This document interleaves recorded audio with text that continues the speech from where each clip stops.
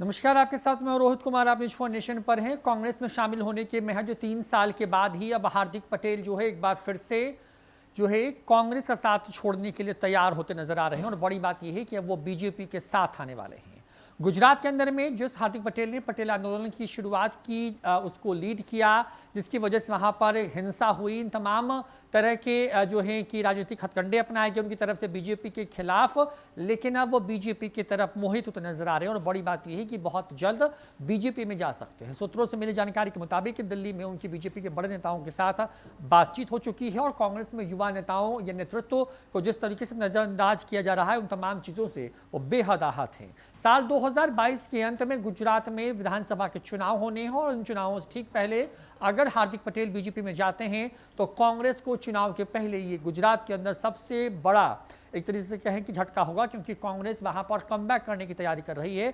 नरेंद्र मोदी के गुजरात छोड़ने के बाद से वहां पर जो बीजेपी है उसकी हालत बहुत बेहतर नहीं कही जा सकती। वहां पर उसकी ताकत लगातार कम होती जा रही है। आम आदमी पार्टी समेत कई क्षेत्रीय दूसरी जो पार्टियां हैं उसका हस्तक्षेप बढ़ रहा है वहां के स्थानीय निकायों में। और अब वहां पर अगर हार्दिक पटेल जो है कांग्रेस का साथ छोड़ते हैं तो कांग्रेस के लिए एक बड़ा झटका होगा। तो बता दें कि कांग्रेस में शामिल होने के 3 साल बाद ही जो अटकलें हैं वो तेज हो गई हैं। पट्टीदार आरक्षण आंदोलन के नेता रहे हार्दिक पटेल भाजपा ज्वाइन कर सकते हैं। वही समय गुजरात कांग्रेस के कार्यकारी प्रदेश अध्यक्ष भी हैं। हालांकि उन्होंने बीते शुक्रवार को ये कहा था कि इस मसले पर बीजेपी से भी कोई बातचीत नहीं हुई है, लेकिन एक टीवी इंटरव्यू और फिर सूत्रों से मिली जानकारी के मुताबिक ये साफ हुआ है कि पार्टी के युवा नेताओं की कोई कदर नहीं है। पार्टी मेरे साथ भी वही कर रही है जो राजस्थान में सचिन पायलट के साथ साथ ज्योतिरादित्य सिंधिया के साथ किया गया।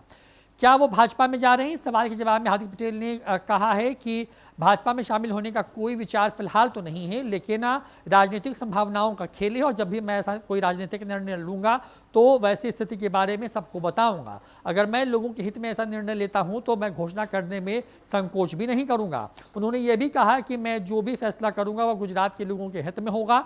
खुद को हिंदुवादी नेता कहे जाने के बारे में विस्तार से पूछने पर हार्दिक पटेल ने कहा कि मैं रघुवंशी वंश से हूं, हम लवकुश के वंशज हैं और हम भगवान राम, भगवान शिव और देवी देवताओं का सम्मान करते हैं। हम हिंदू को संरक्षित करने के लिए हर संभव प्रयास करते हैं। मुझे हिंदू होने पर गर्व भी है। राज्य में भाजपा सरकार की नीतियों की सराहना करने पर पटेल ने कहा कि मैंने यह पूरी ईमानदारी से कहा है कि विरोधी की ताकत को स्वीकार करना ही उचित है, चाहे वह भाजपा हो या सपा या कोई अन्य पार्टी। कुछ चीज़ें हैं जो हम उनसे सीख सकते हैं और अपना सकते हैं। हमें लोगों की समस्याओं को आवाज़ देने के लिए अपनी राजनीतिक जो है बनाते समय ऐसी ताकत या ऐसी बातों का इस्तेमाल करना चाहिए। तो हार्दिक पटेल जो है वो कांग्रेस से नाराज चल रहे हैं। दरअसल हार्दिक पटेल जब कांग्रेस में आए तो उसके बाद इस बात की चर्चा बहुत तेज हुई कि उनको पार्टी का प्रदेश अध्यक्ष बनाया जाएगा, लेकिन वो फिलहाल कार्यकारी अध्यक्ष के तौर पर ही वहां पर काम कर रहे हैं।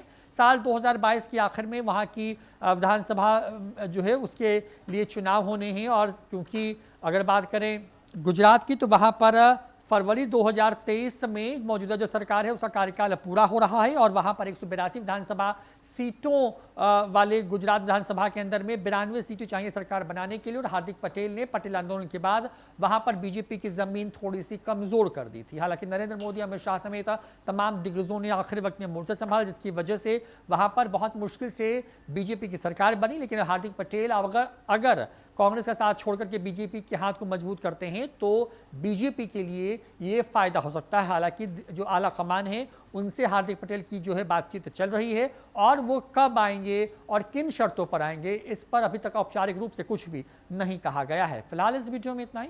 नमस्कार।